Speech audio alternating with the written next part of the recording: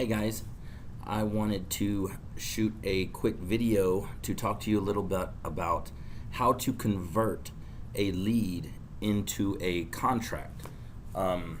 Sounds pretty simple, and in all actuality, it really is kind of simple. It's not always about what you say to the sellers. Sometimes it's about how you say it and how you justify it, which is something that I think is lost on a lot of wholesalers and a lot of investors in general. When they're talking to sellers, they sometimes tend to approach it very robotic like, very mechanical, and it's like, yeah, I ran the numbers and I can offer you X amount. And my approach is a little bit different than that. So there's a little bit more that goes into it. So I'm gonna actually use a real deal that we actually did. So I'm gonna go over a little bit about how we handled this and how I talked to the seller. Like I said, like most people will handle the sellers very robotic like, and sometimes it doesn't build rapport and doesn't work in your favor to be able to turn that lead into a contract and into a deal, which later becomes a closing. So first of all, this is a property right here on White Castle Lane that we were working on. The seller received one of our postcards, called us back, and I know. So she was asking for $50,000. When we ran the comps on it, I saw that the houses similar to this one are ARVing around $85,000. So we know that the ARV is around 85 on this one, and she's asking 50. Now this neighborhood, on doing the comps, I saw that the houses that sold for that price, the 85,000 price, were not these are not the type of houses you're going to put granite in and high-end stone flooring or anything like that. It's a very blue-collar, working-class neighborhood. So knowing that, I knew that from talking to the seller from when she called in and left her message, and talked to our assistants, we know that the house had new electrical put all the way through it, and that it was I believe the roof was new on this one, or fairly new. It was only a couple years old. So there was a lot of sheetrock work that needed to be done to it. The kitchens and bathrooms were very outdated. So in approaching this seller, when I called her back and saw that she was asking $50,000, beforehand I had ran my comps and saw that there were two properties in similar size and close to the area on this one. They were selling. One of them was like stripped down to the studs, and the other one had a little bit of burn damage in it. So they both sold on the MLS for 21 and 23,000. So knowing that, when I called this seller, I told her, I was like, "Hi, Miss Seller." And another thing is she was in Virginia, so she was very motivated. She needed help. Her brothers were living in the house and not paying her any rent. So when I called her, I didn't know that till I talked to her on the phone. But when I called her, I was like, "Hey, hi, Miss Seller. I see that you're asking for $50,000 on this property, and I just can't do that with the condition that the property's in." I said, "Let me explain a little bit more to you." I said, "I know there are two other properties that are very similar in size to your property and very close to your property that sold for $21,000 and $23,000. So I set her up by saying 21 and 23. So now she probably thinks I'm going to come in below that price or right around that price.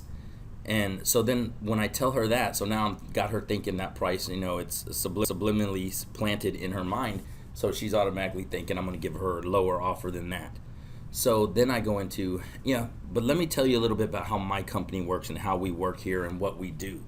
I told her, first of all, my offer to you is going to be cash, and it's going to be net. So when I tell you a price, that's what you're going to walk away with. That's not you having to pay any closing costs. The only thing we do not cover is taxes.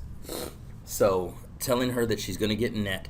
And then I told her, I said, but also we're going to come in after we purchase this property from you, and we and our associates are going to put, I knew in this case that it would probably cost about $12,000 to $15,000 to repair this property for the type of neighborhood it is.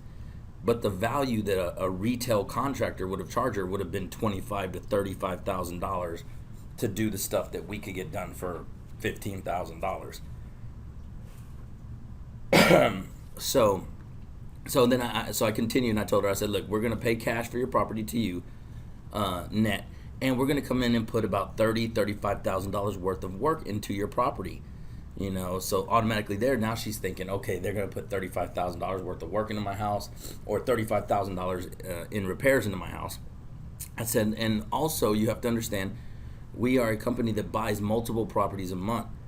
So in that case, what we do is we use what's called private funds.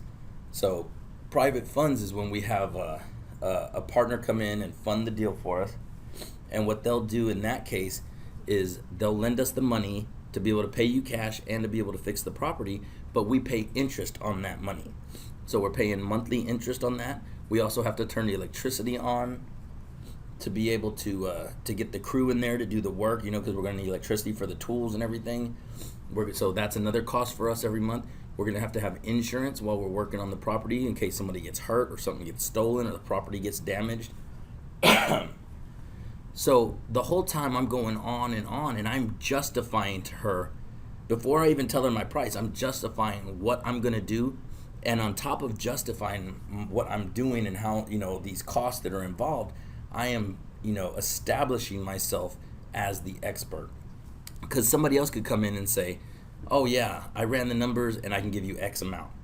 So when I finally got through justifying, telling her, okay, look, I'm going to have these. And then when I sell, I'm also going to have closing costs. Because when right now there's no realtors involved because I'm buying it cash from you.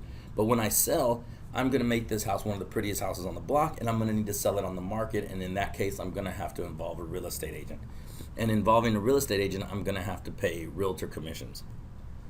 And that is going to take, a pretty good chunk of cash right there. I tell her, it could be up 6% of whatever I sell the house for. So now I have justified and established myself as the expert. So she knows, okay, this guy is not just telling me an offer. He's telling me what he's going to do to the property and everything. So I told her, so in that case, knowing everything that I'm going to do to the property, I'm looking at paying about $26,500 cash to you, and then doing the work and all the holding costs and everything. And then remember, she had asked for $50,000. So building the rapport, talking to her, justifying everything. So automatically her response was, well, could you do $35,000? So now she's come down from $50,000 to $35,000 because I justified. So if I wouldn't have justified, it would have been, I ran some numbers and I can give you $26,500. At that point, you're just another person that's lowballing them. You haven't justified nothing. They have no reason to believe you over Joe Blow, who calls them and offers really low too. So once I have established myself, made my offer, she came back at 35, and I told her, I said, look, I would love to pay you 35, but I have to protect myself in this case, because if something goes wrong, or that's just too close for me. What if I could do 28.5? And then she was like, well, I don't know. If you could do 31, how about 31? Because I owe $1,000 in taxes, and I'd like to net 30. And I told her, I said, look, I can't guarantee you that, but let me talk to my partners. And if I can, I said, I'm pretty sure they're not going to go for that. But if I could talk to my partners and I can get them to agree to 30,000, and you pay your 1,000 in taxes, and you net about 29, do you think you can make that happen? At this point, she was like, yes, actually go talk to your partners. Please try to get them to accept that, because I really need to get out of this property because my brothers aren't paying me and everything. So it switched from me making an offer to her working with me like I'm on her side. So now I am helping her. I'm on her side, going to my partners and trying to get them to agree. So that is a psychological little shift right there that is definitely going to help you get contracts in some cases. So always use the partner. It could be your wife, it could be your dog, it could be your cat, it could be your other personality. Whatever it is, always say you have a partner, and never have all of the decision making on you, so you can have leverage in that way. So in this case, I established myself as the expert. I justified, which was the biggest thing I did, is justifying. That's what established me as an expert and helped me turn this lead into a deal. Because she didn't just hear me make another lowball offer like I'm pretty sure other people contacted her and offered her. I told her what I was going to do with the property. I told her where money is going to be spent, which is probably what other people don't do.